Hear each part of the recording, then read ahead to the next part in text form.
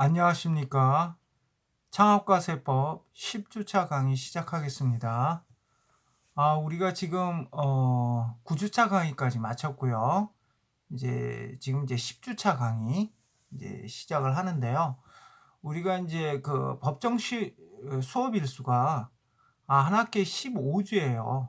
그러니까 우리가 이제 남은 수업 일수가 지금 이제 6주차 강의가 남아 있죠. 지금 9주차 강의까지 했고요.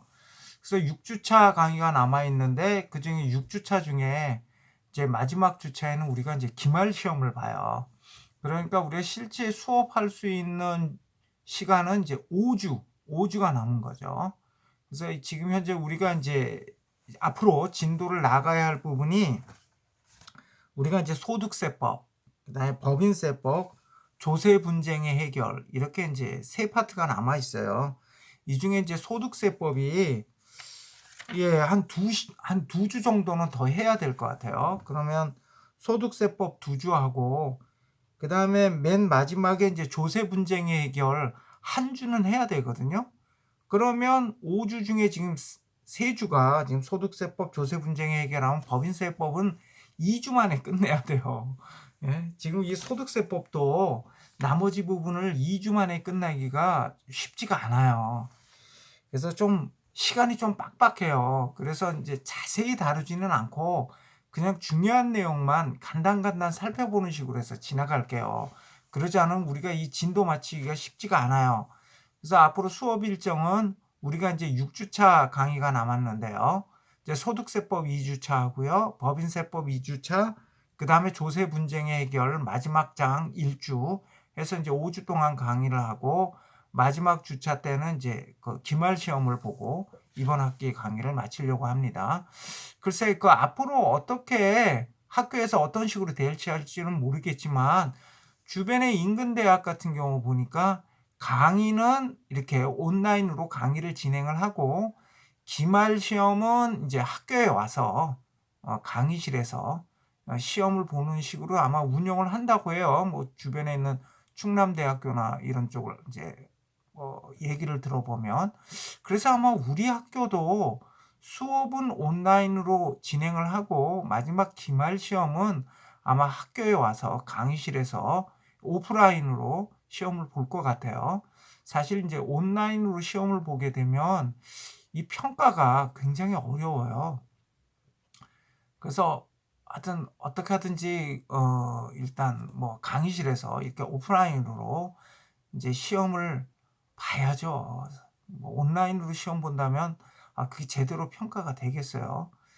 근데 하여튼 앞으로 뭐 커다란 돌발 변수가 없다면 갑자기 뭐 확진자가 폭증한다든지 뭐 이런 사태가 벌어지지 않는다면 아마 강의는 온라인으로 하고 시험은 학교 강의실에 직접 와서 시험을 보는 방식으로 이렇게 이번 학기 아마 학사 일정이 그렇게 운영되지 않을까.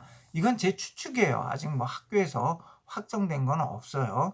근데 뭐 주변의 인근 학교에서 그렇게 한다니까 아마 우리 학교도 그렇게 하지 않을까 싶어요. 예, 우리가 이제 지난번 시간에 그 소득세법에 대해서 그 금융소득하고 금융소득, 그 다음에 사업소득의 어떤 범위, 여기까지 우리가 살펴봤죠. 자, 이번 시간에는 저 74쪽의 사업소득의 계산 한번 살펴보죠. 예, 우리가 이번 주차 때 근로소득까지는 반드시 나가야 되고요. 가급적이면 기타 소득도 조금 들어갔으면 좋겠는데 말이죠. 그리고 다음 주차 강의 때 이 종합소득세 과세 표준의 계산, 산출세액의 계산, 그 다음에 신고 납부도 양이 꽤 돼요. 그래서 이렇게 살펴보려면 소득세법도 지금 2주차 이제 한 2주 정도 더 한다고 했는데 2주 만에 소득세법 마치기도 쉽지 않을 것 같아요. 뒤에 법인세법도 이게 사실 한 3주는 강의를 해야 되는 분량인데 이것도 한 2주 정도밖에 강의를 못 할 것 같아요. 우리가 일반적으로 뭐 법학전문대학원이라든지 이런 데 보면 세법 총론, 조세법 총론 강의를 한 학기 정도 하고요. 그 다음에 법인세법 강의를 한 학기 하죠. 그 다음에 이제 소득세법이라든지 부가가치세법 같은 경우를 합쳐서 한 학기 하기도 하고 또는 이제 뭐 한 학기씩 하기도 하고요. 근데 이제 우리는 이거를 아주 그냥 한 학기 만에 다 끝내는 거죠. 한 학기 만에. 예. 그래서 하여튼 아주 중요하게 우리가 살펴볼 내용들 아주 중요 개념 위주로 해서 이렇게 쭉쭉 진행을 하도록 할게요. 자, 사업소득의 계산 한번 보시죠. 근데 그 박스 안에 보면 직접법, 간접법 이렇게 이제 나와 있죠. 자, 내가 지난번에 우리 소득금액 계산을 할 때 예를 들어 이자 소득 같은 경우에는 그 총 수익 금액, 이자의 총 수익 금액이 그대로 이자 소득 금액이 된다 그랬죠. 그리고 이제 배당 소득 같은 경우에는 배당 가산금을 합산한 금액을 배당 소득 금액으로 하고, 그때 사업 소득은 뭐라 그랬죠? 사업 소득은 하여튼 사업 활동으로 인하여 얻은 총 수익 금액에서 필요 경비를 공제한 금액을 사업 소득 금액으로 한다고 했어요. 근데 이거를 이제 직접법이라고 하는데, 우리가 이제 개념적으로 직접법은 이제 개념적으로 오면 우리가 이해가 쉬워요. 근데 실무에서는 실제로 이렇게 직접법 방식으로 해서 사업 소득 금액을 산출하지는 않아요. 예? 이제 간접법 방식에 의하죠. 근데 이 간접법 방식이 얼핏 어디서 본 것 같지 않아요? 우리가 이제 앞부분에 법인세법, 우리가 법인세법에 뭐 이렇게 개념에서 법인세법 총론에 대해서 앞에 뭐 사업자가 납부해야 할 세금 살펴볼 때 법인세법 살펴볼 때 말이죠. 그때 어떻게 법인세법 같은 경우에 이거 그게 몇 쪽이냐? 응? 그게 24쪽에 한번 보시면 창업세법의 기초 중에 법인세 계산 구조 부분에 보시면 거기 보면 당기 순이익에 입금산입, 송금불산입으로 해서 플러스하고, 그 다음에 송금산입, 입금불산입으로 해서 마이너스해서 각 사업연도의 법인의 소득금액을 이렇게 산출한다 그랬죠. 그러니까 법인 소득금액은 당기순이익은 이건 기업 회계상 개념이죠. 그러니까 기업 회계상 당기순이익에 대해서 입금산입, 입금이라고 하면 이제 순자산을 증가시키는 이익을 입금이라고 그러고, 송금이라 그러면 순자산의 감소를 초래하는 어떤 비용, 손실을 말해요. 그러니까 우리가 이제 당기순이익은 기업 회계상 개념이고요. 그 다음에 우리 기업 회계에 보면 수익, 비용이 있잖아요. 근데 이 입금이나 송금은 이 세법상 개념이에요. 입금, 송금. 그러니까 이 당기순이익하고 소득금액이 사실은 대응한 개념이에요. 대응한 개념이 똑같은 개념이 아니야. 그러니까 당기순이익, 기업회계상 당기순이익이 법인세법상 소득금액이 되는 게 아니라 그랬잖아요. 그죠? 여기 뭐예요? 세무조정이 들어간다 그랬잖아. 그러니까 우리가 당기순이익을 계산할 때는 이제 수익, 비용 있잖아요. 그죠? 수익에서 이제 비용을 빼면 이제 그 순이익이 나오게 되겠죠. 이렇게 단기 순이익을 계산할 때 이제 수익 비용이 있는데, 수익 비용에 대응한 개념이 입금, 송금이 있는데, 입금, 송금은 세법상 개념이야. 그러니까 이 입금, 송금 같은 경우 우리 세법 정책적으로, 그러니까 기업 회계상 수익이 세법상 입금하고 일치하는 게 아니라 그랬죠. 그죠? 그래서 만약에 기업 회계상 수익에 해당되지만 세법상으로는 입금으로 인정 안 되는 게 있어요. 또 기업 회계상 비용에 해당되지만 세법상으로는 송금으로 보지 않는 게 있어. 자, 이런 경우 이제 당기 순이익은 기업 회계상 개념인데, 이 당기 순이익에 대해서 이제 세법적인 측면에서 이거는 예를 들어 이건 입금으로 산입해야 되는데 왜 산입 안 했지 하면 입금 산입. 이거는 송금이 아닌데 왜 송금으로 들어가 있지? 송금 불산입 이렇게 처리한다 그랬잖아요. 그죠? 예를 들어서 이거는 수익으로 들어갈 게 아닌데 이게 왜 들어갔지? 그럼 입금 산입. 왜 들어갔지? 입금 불산입. 그렇게 입금 불산입으로 처리하죠.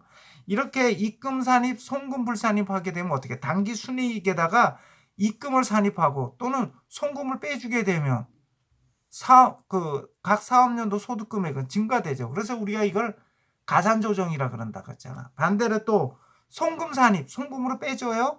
그 다음에 입금 불산입, 입금으로 넣어주지 않아. 그렇게 되면 어떻게 돼? 당기 순이익보다 소득금액이 감소하게 되죠. 그래서 이걸 우리가 차감조정, 이런 입금과 송금에 의한 가산 조정, 차감 조정을 뭐라 그랬어? 세무 조정이랬잖아. 그러니까 기업 회계상 당기 순이익으로부터 이런 세무 조정을 거쳐서 우리가 세법상 소득 금액이 산출되는 거예요. 실제로는 이렇게 운영이 된다고. 이거를 직접법으로 계산하게 되면 그럼 기업 회계 싹 무시하고 그냥 아예 세법적인 측면에서 맨 처음서부터 다 이렇게 계산하게 되면 어이구 너무 힘들죠. 굳이 그렇게 계산할 필요가 없잖아. 그러니까 기업 회계를 기준으로 하되 그 세법 어떤 정책적인 측면을 고려해서 이렇게 세무 조정을 해서 소득 금액을 산출하게 되면 이거 훨씬 효율적이죠. 경제적이고 그리고 간편하고요. 간접법이란 게 바로 그런 거예요. 그래서 다시 74쪽으로 돌아오시면 이 간접법이란 게 우리가 아까 말했던 법인세 그 계산 구조하고 똑같아. 그래서 당기 순이익에다 그러니까 기업 회계상 당기 순이익에 대해서 이제 총수익 금액 이게 어떻게 보면 이제 수익에 해당되는 거죠. 그다음에 필요 경비 이게 이제 송금에 해당되는 거죠. 법인세법에서 보면 이렇게 총수익 금액 산입 필요 경비 불산입하면 어떻게 돼요? 응? 사업소득 금액이 사업소득 금액이 증가하게 되죠. 그러니까 요거는 가산 조정이 되고 필요 경비 산입 필요 경비를 빼준단 말이에요. 그다음 총수익 금액 불산입 이게 왜 총수익 금으로 잡혀 있어? 이거는 총수익 금액 아닌데 빼줘 버리면 어떻게 돼? 사업소득 금액이 감소하죠. 그러니까 요건 이제 차감 조정에 대응된 거죠. 그래서 보통 요런 기업 회계상의 단기 순이익에 대해서 이와 같이 총수익 금액이라든지 필요 경비를 산입하거나 그 다음에 공제함으로써 이 사업소득금액, 소득세법상 사업소득금액을 산출한다. 그리고 이와 같은 이제 간접법에 의하는 게 일반적이다. 자, 그러면 여기서 총수익금액 항목을 한번 보죠. 총수익금액. 그러니까 총수익금액으로 인정되는 항목이에요. 그러니까 총수익금액으로 인정되는 항목. 이건 총수익금으로 인정되는 항목이에요. 여기 뭐가 있을까요? 매출액. 대표적인 거죠. 매출액. 사업소득이라는 게 뭐예요? 영업활동을 통해서 얻은 이익 아니에요. 그러니까 사업수익금액, 사업을 통해서 이렇게 벌어들인 금액. 이건 뭐 가장 대표적인 총수익 금액이 되겠죠. 근데 여기 보면 이제 매출 애누리 이제 깎아주는 거예요. 매출 할인금. 이건 내가 앞에서 한번 설명을 했었어요.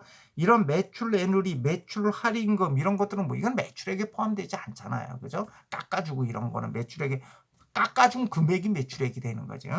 그래서 이거는 매출 애누리나 매출 할인금 이런 것들은 이제 여기에 포함되지 않아요. 총 수익 금액에 포함되지 않는다. 만약에 이런 사업 수익 금액을 금전으로 현금으로 받은 게 아니라 어떤 물건으로 받았을 경우는 어떻게 되느냐? 이때는 그 시가에 의한다. 시가 총수익 금액 그때의 그 총수익 금액은 시가에 의한다. 그 다음에 거래 상대방으로부터 받은 뭐 장려금, 판매 장려금 같은 거요. 이때 판매 장려금을 받았다. 그럼 이 판매 장려금도 이건 사업 활동과 관련된 수익이잖아요. 그러니까 판매 장려금도 총수익 금액에 포함이 된다. 근데 판매 장려금을 준 사람은 어떻게 되냐? 받은 사람은 판매 장려금을 내가 받았다. 그럼 이건 총수익 금액에 포함되는데 판매 장려금을 준 사람 입장에서 그 사람은 필요 경비에 산입돼요. 지급한 장려금은 필요 경비로 인정이 된다. 그 다음에 필요 경비로 산입된 금액을 다시 돌려받았어요. 총수익 금액이 된다. 그 다음에 사업과 관련된 자산 수중익, 채무 면제이익. 예를 들어서 무슨 공장 부지를 갖다 증여받았든지 하는 거. 어떤 자산을 증여받은 이익을 자산 수중익이라 그래요. 공장 부지를 내가 증여받았어. 이런 게 자산 수중익. 그 다음에 사업과 관련된 채무 면제이익. 예를 들어서 내가 무슨 외상으로 물품을 매입해 왔는데 그 어떤 외상 매입 대금을 갖다가 면제를 받았다든지 이런 게 이제 채무 면제이익이 되겠죠. 이와 같은 사업과 관련된 자산 수중이익이나 채무 면제이익은 뭐예요? 사업과 관련해 내가 얻은 이익이잖아. 그러니까 이것도 총수익 금액에 해당이 된다.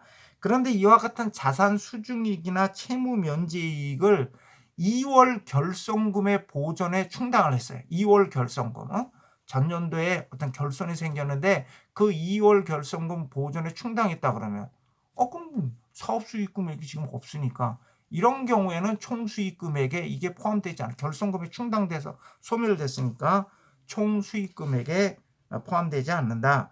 그리고 만약에 자산 수중이익이나 채무 면제이익이 있긴 있는데 이게 사업과 무관해. 사업과 관련 없이 내가 받았어. 그럼 뭐야 이건? 이건 증여받은 거지. 이건 증여받은 거지. 이거는 사업소득하고 무관하잖아요. 그러니까 총수익 금액에 이런 경우는 포함되지 않는다.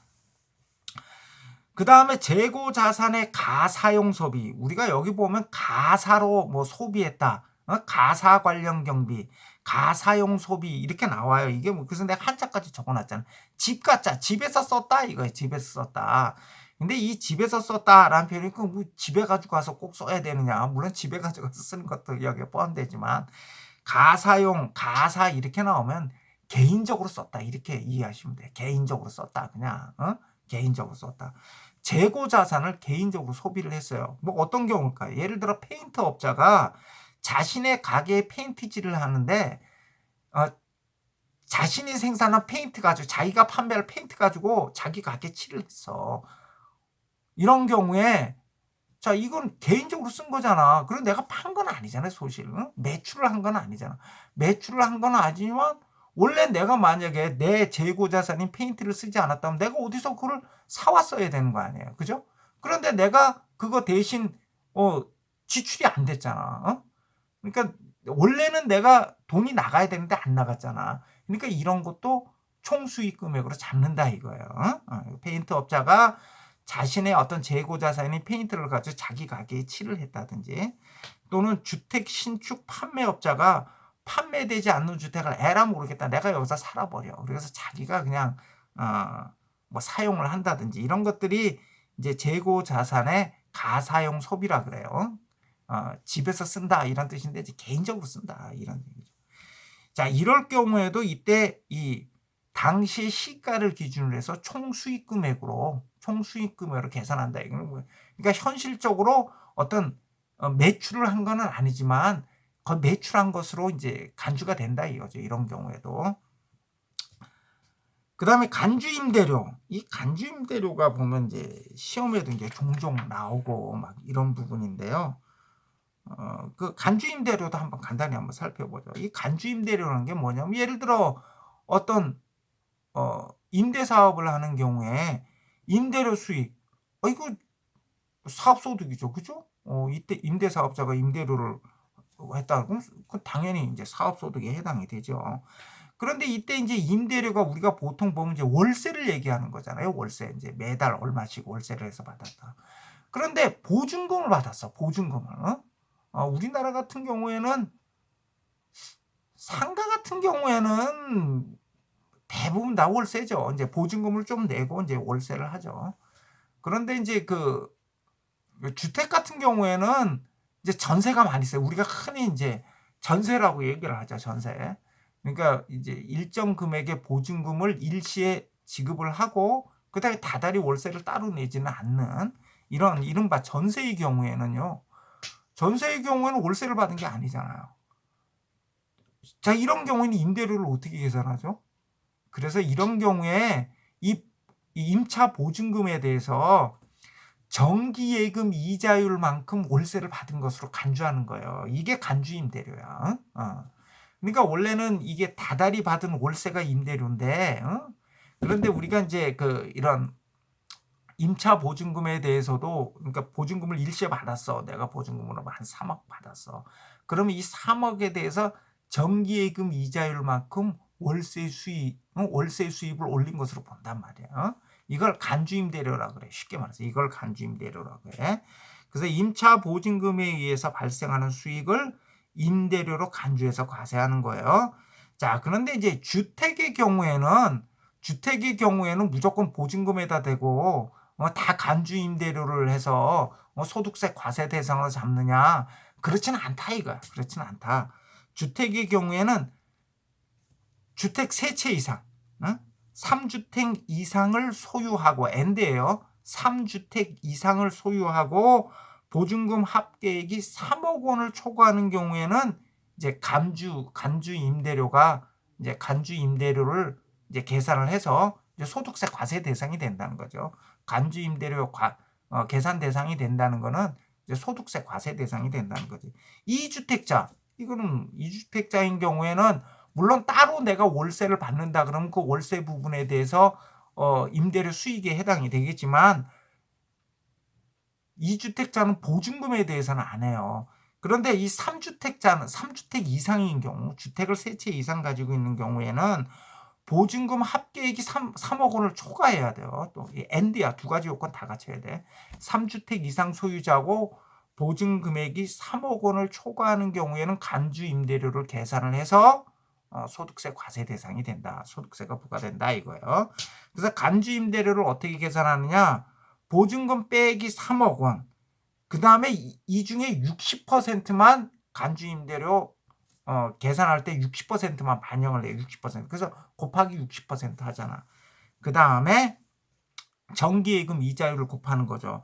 여기 적수라고 나오는데요. 이 적수라는 게 뭐냐 하면 그 어떤 임대일수. 그래서 거기 보면 365분의 1 뭐 이렇게 나와 있잖아. 365분의 1 뭐 이렇게 나와 있는데 이게 이제 보증금 3억 원에 대해서 매일매일 이 적수라는 걸 계산을 하는 거예요. 근데 만약에 이게 이렇게 쉽게 말해서 이렇게 계산할 때 이렇게 계산하면 근데 보증금 빼기 3억 원 곱하기 60% 그다음에 임대일수 365분의 임대일수 이렇게 계산하면 돼요. 그러니까 원래는 이제 이 적수라는 게 그 임대일수를 말하는 건데 그냥 계산 편하게 이해하려면 보증금 빼기 3억 원 곱하기 60% 곱하기 임대일 365분의 임대일수 이렇게 계산하면 돼. 그 다음에 그걸 이제 정기예금 이자율. 만약에 1년 동안 했다. 그러면 뭐 그냥 1이 돼버리니까 계산할 때 그냥 보증금 빼기 3억 원 곱하기 60% 정기예금 이자율 이렇게 하면 되죠. 그 다음에 이제 금융수익이 있었던 경우에는 이제 금융수익을 공제한다. 금융수익이 뭐냐? 그 임대 사업 부분에서 발생한 이자, 할인료, 배당금 뭐 이런 거 합계한 걸 금융수익이라 해요. 금융수익이 별도로 없다? 그러면 뭐 빠지는 거지. 그런데 만약에 추계 신고하거나 추계 조사 결정하는 경우에는 그때 감주 임대료 계산을 할 때는 금융수익을 공제해주지 않아요. 금융수익을 공제해주지 않아. 그 다음에 주택 이외의 부동산, 상가죠. 상가 같은 경우는 간주임대, 근데 상가는 한 채만 가지고 있어도 이거는 간주임대료 대상이 돼요. 한 채만 있어도, 한 채만. 그리고 이거는 뭐 보증금액 뭐 3억 원 초과 그것도 적용이 안 돼요. 상가는. 그래서 상가 같은 경우 간주임대료 어떻게 계산하느냐? 여기는 이제 보증금 빼기 임대용 부동산의 건설비 상당액. 임대용 부동산 건설비 상당액을 빼줘요. 그 다음에 여기는 60% 이렇게 한정해 주는 게 없어. 상가는. 상가는 60% 한정해 주는 게 없어요. 그 다음에 정기예금 이자율. 이렇게 해서 계산을 한다. 여러분들은 이 계산식까지 다 암기할 필요 없어요. 주택의 경우에는 3주택 이상 소유하고 보증금 합계액이 3억 원을 초과하면 간주임대료 계산해서 소득세 과세 대상 된다. 이 정도만 알면 돼. 그 다음에 여기 적어놓은 거는 여러분들이 계산식 암기하라고 적어놓은 게 아니라 궁금할 거 아니야. 간주임대료 어떻게 계산하는지 궁금하지 않아요?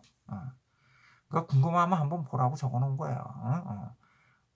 만약에 세무사 시험이라든지 뭐 이런 공부하는 친구 있으면 세무직 공무원이라든지 그런 친구들은 공부해야 돼요. 그런 친구들은 공부하고 그렇지 않은 친구들은 이렇게 계산하는구나 뭐 이 정도만 알면 돼요. 내가 시험 문제 뭐 이런 시험 문제 내겠어요. 그런데 상가 같은 경우에는 그냥 한 채만 있어도 간주임대료 계산해서 간주임대료 계산해가지고 이제 그 과세 대상이 된다 이렇게 생각하시면 되고 그 박스 한번 볼까요? 박스 보면 거주자가 다음과 같이 건물을 소유하는 경우 간주임대료 계산 여부 간주임대료를 계산한다는 건 뭐예요? 과세 대상이 된다는 거예요. 주택 한 개와 상가 한 개를 소유한 경우 상가만 계산하는 거죠. 그죠?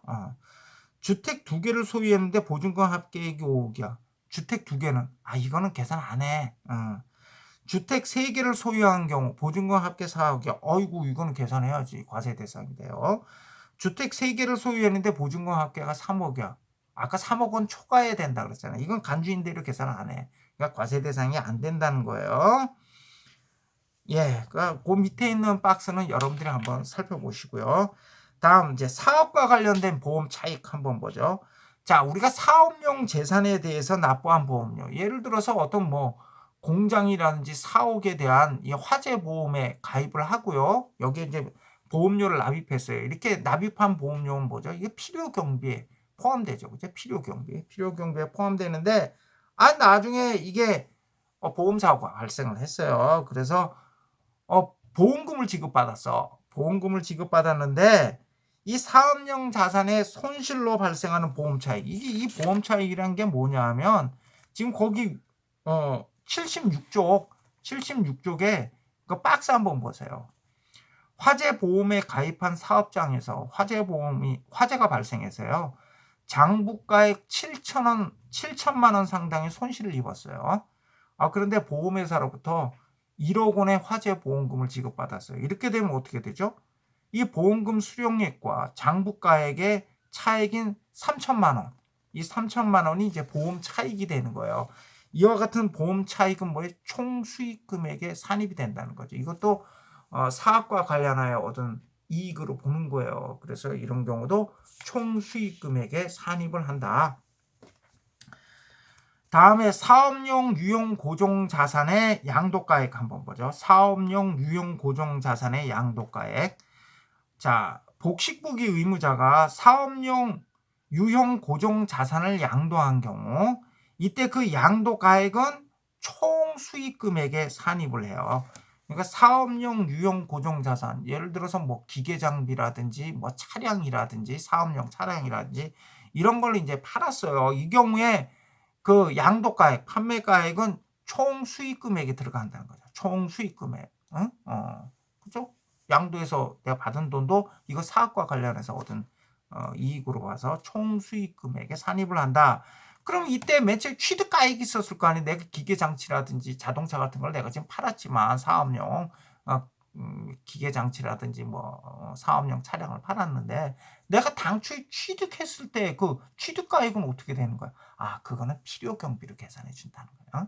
그거는 필요 경비로 계산해 주고. 그래서 양도가액은 총 수익 금액에 산입하고 그 장부가액은 필요 경비로 산입한다. 거기 보면 뭐 사업용 유용 고정 자산이랑 뭐 쭉 나와 있는데 뭐 차량, 운반구, 공구 뭐 이런 것들이 여기에 포함이 된다.